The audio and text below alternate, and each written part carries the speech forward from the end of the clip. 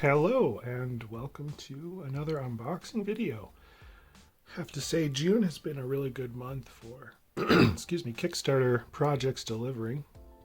Gotten some really cool games in, and this is one of the ones that I've been looking forward to for a long time. This is Monsters on Board by Final Frontier Games, and a small companion game called Spook Manor. I just removed the shrink wrap from these. I haven't opened them or looked at them yet, so I thought I would make a video. We could go through it and see what's in here. I know there are a couple issues that have been pointed out that will probably come up, namely that the insert for this is not very good. It was an unfortunate corner that had to be cut due to the increased costs of shipping things lately has been incredibly high, and there have been lockdowns in places where the factories are making these, and so budgets and timelines have been really hurt by a lot of the things that are going on overseas with manufacturing. So the insert won't be the best, and the dice, there are a lot of dice in here. This is a dice drafting type of game.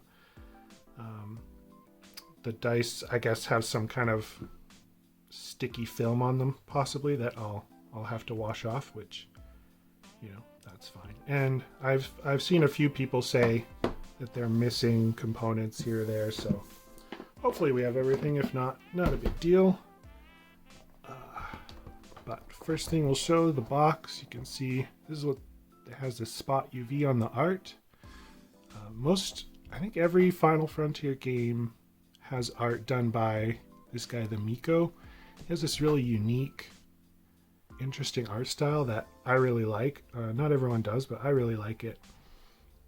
And I love the theme of this one. This is where you are putting on a party for these monsters in efforts to summon Spider Jack, I guess, and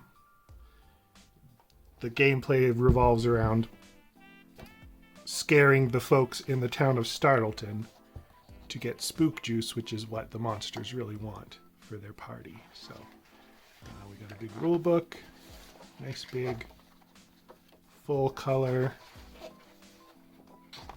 things, and looks like it is not very long, not long at all.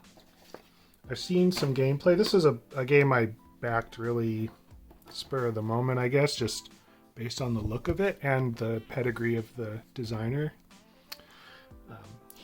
They did Merchant's Cove, which I really like. They've done a few other games that I also enjoy, like Robin Hood and His Merry Men. They did Rise to Nobility, games like that. So there's some your cars that you are going to have to put together. I have plastic versions of these, but what'll happen is you'll roll dice, and each player has a car, and you'll put the dice in your car. You'll pick one, and then you'll drive or pass the car a certain direction, and then the next person will pick a die from that car, and you'll get a car to pick one until everyone has enough dice. And then those dice are used to do various things on the board depending on what color they are, what numbers they have, what symbols are on them. So here we have this. This is where you're going to track basically your points, which is how much spook juice you have. You're going to be able to buy ghosts. You're going to be able to buy different monster cards, arch monsters, or I'm probably getting that wrong, but different things to affect your board. Cute sticker. I like that. Alright, we got some player boards. Let me just get the plastic off that. They are double layered, which is always nice. So we've got 4. This is 1 to 4 players. And it'd have been nice if these were recessed, but you know, these are really nice and big. Here you're going to be putting your dice that you draft to do different things. And then here is the town of Startleton, and you're going to have minions, or monsters and minions, that are going to make their way through the town. And so depending on the color of the minion, so red is like witches, for example, you'll move them through here. And every time they land on a spot with a symbol, then you get some kind of bonus. We've got those. We've got a bag for the dice, and baggies, always appreciate it. I have a big stash of these, but it's a really nice, like, velvety bag. These are some ghost token things. Let's see what to do first. Let's look at the dice. See if they're sticky and gross.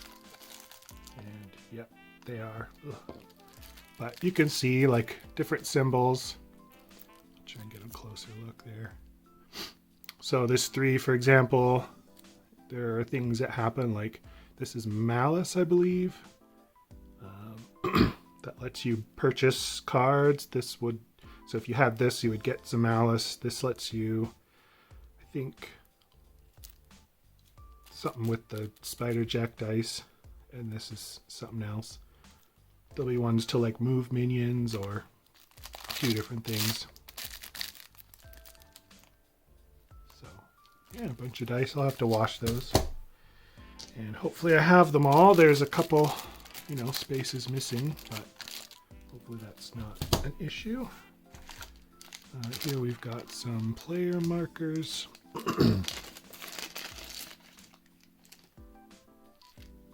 They are little spook juice tokens. I've heard that the tokens maybe are a little bit too, they go on here.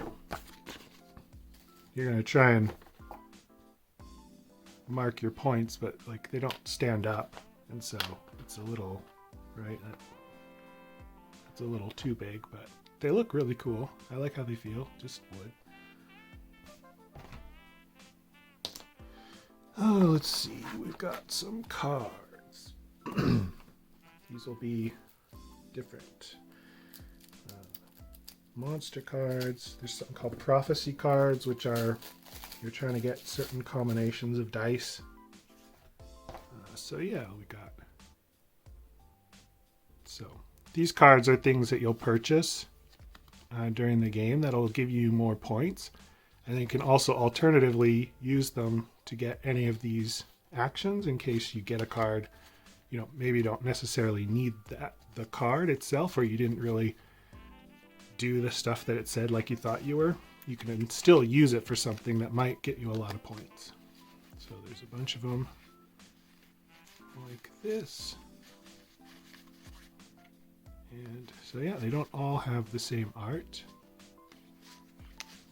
What art they do have is really cool. Like, it's spooky, but it's cartoonish enough that I think, lots of age ranges will be able to play and enjoy this. Bunch of this guy. Ooh, spooky.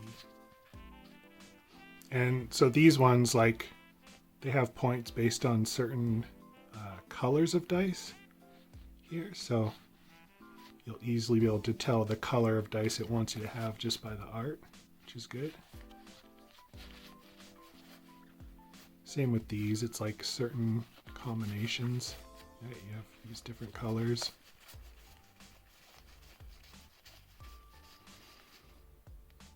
Go through. I like that guy. He looks very huggable. Her eyes are gigantic. Okay, yeah, I mean, these are the prophecy cards. So you'll get, like, I think 2 of these, and you pick one. So it'll say, like, have your Lord dice go from 6 to 1. Have all the same number and all the same color. And so when you're doing this, when you're placing your dice, you're trying to get all your dice placed in these rows to match up to one of these cards. And you'll see like if you do this row, you'll accomplish it. You get 20 points. If you get this one equal, you can get 4 to 16. And then this one's 14. So there are a whole bunch of different ones.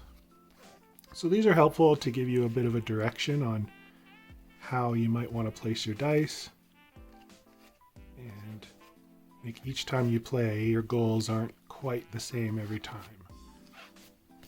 So that is the prophecy cards. Then we've got this little deck. This is for the solo module, I believe.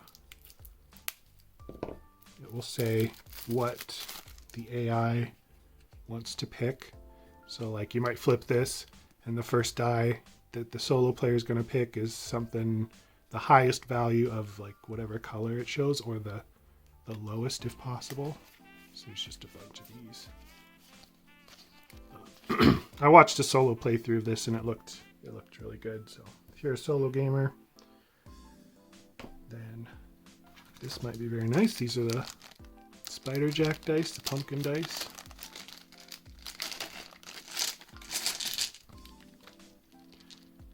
And these go like here.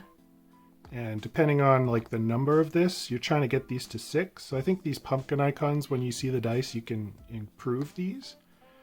And so like if you score this row, you can only score like the first 3, I think, or something like that. And so you want this to get up to 6 so that you can always score all the dice. There'll be things along the way that let you score a row during the game. So those are really nice. And so this insert, it doesn't look that bad, okay, until you try and fit everything back in. I guess it's tricky. And then these are models and they're just dumped in, so if you want them in an organized way, it can be tricky. And like, you know, everything fit, you saw, except we haven't built the cars, and we have these plastic versions of the cars, and so they're not gonna, it may not all fit, but you know, I'll figure something out. That'll be fine. So here we have the different monsters that you get to send out into the town, and they are very cute. I have Merchant's Cove, which has models that are based on, you know, the Miko's art. But these I really like because they're colored plastic and they're much larger and nice and chunky. We have some mummies. We have, octopus, Frankenstein's monster, mummies. We have the witch. It's a bit hard to see, red plastic, I'm sorry. And that's those. And then I think, where did I put, there it is. I must have the other colors in here. We also have some stuff here. These are like minions. Yeah, here's the extra blue stuff. Oh. There you go. So we'll have summoning stones. These go down here, and then you fill it up, and every time you reach a point here, you get some kind of bonus. Like this is, I think you get to score a row when you do that. And you'll have a summoning stone that's like starts here, and you'll move it along. So you have 3 different tracks and a stone for each. This is our cute, tiny first player marker. Just a car from the front. Right, matches that. It's a little small, but you know, like compared to this big octopus, but that's all right. We also have skeletons. Oh, sorry, it's black. It's, you know, it's a cool skeleton holding its own head. And we've got werewolves, which look a lot like the werewolf in the Hotel Transylvania films, but I really like the art style. Yeah, and you have these minions. They're just like a funny goblin with a skull hat. So what you'll do is you'll place these out on the board in different places. Like, for example, you might put this here, and then when you have your witch here and you send her through town, she'll skip over this spot where you've put the minion and go right to this spot and get the bonus, whatever it is. And so the minions are really important to help get the colors of monster that you want further along, because if you can get them to the end here, then you can score quite a few points from those. So that's what those do. So that is everything in the core box. I like what I'm seeing. More importantly, the game looks like a whole lot of fun. So I'm excited to try this out. I have recently finished playing all the unplayed games that I have, and so I'm free to try this one out as soon as possible. But moving on, we're gonna do, I'll just open these plastic Fearmobiles just so you can see and I can see. I'll have to paint these, but see, there they are. They're nice, big, chunky plastic. A lot of mold lines, but nothing too serious. That one, this one, which I like quite a bit. This is I don't know, I'm gonna have to try and paint these like the cardboard versions and see if I can match the colors and things. Ooh, scary. This scary like vampire car, or it's like a horror Batmobile. The wings. So yeah, and then like, alright, you'll have the dice just in here. It'll drive from player to player. So those are really cool. Happy I got those. Not sure how I'll fit them where, but this box I know will help. This is the monster mixer. So this adds just a number of modules of expansion modules to help change up the gameplay. I found like Merchant's Cove had the secret stash, which is about this size, and it added a whole bunch of cool little things you could add to give a little extra variety and flavor to that game. So I'm hopeful it's the same here. Got some different tiles. Ooh. Reminds me of bombs. I've been playing Final Fantasy VII Remake lately, and I always like those bomb monsters. Not sure much about this actually. I know a lot about the main game, but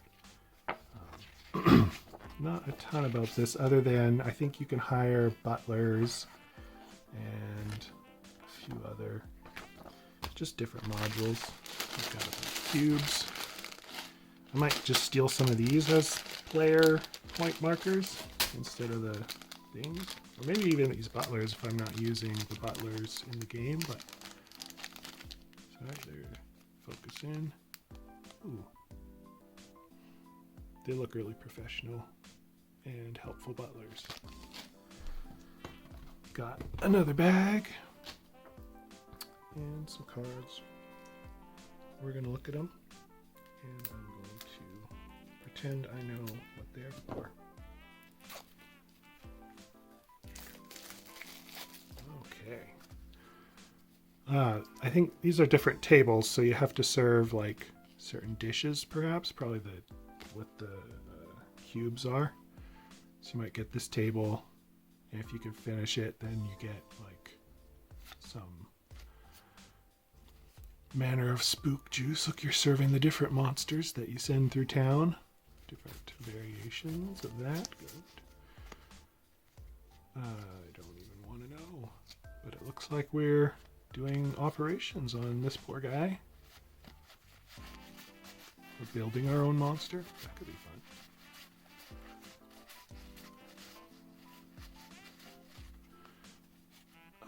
And some different town or neighborhood cards. I don't know what that is. Ghost Runner.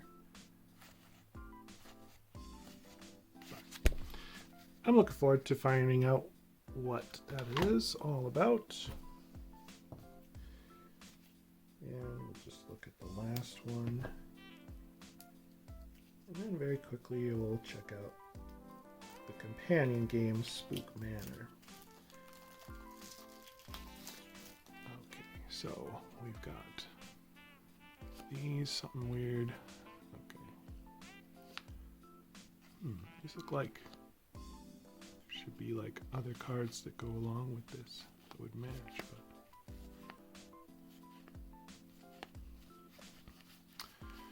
not sure what they are, but they look cool.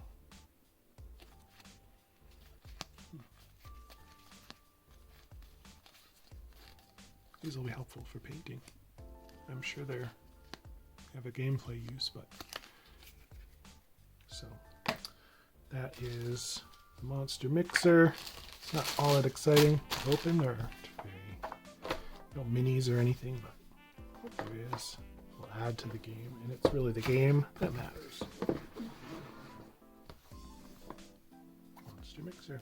All right, now we have Spook Manor. There won't be a lot to this, I know already, but this is a small companion game that Final Frontier made with this project.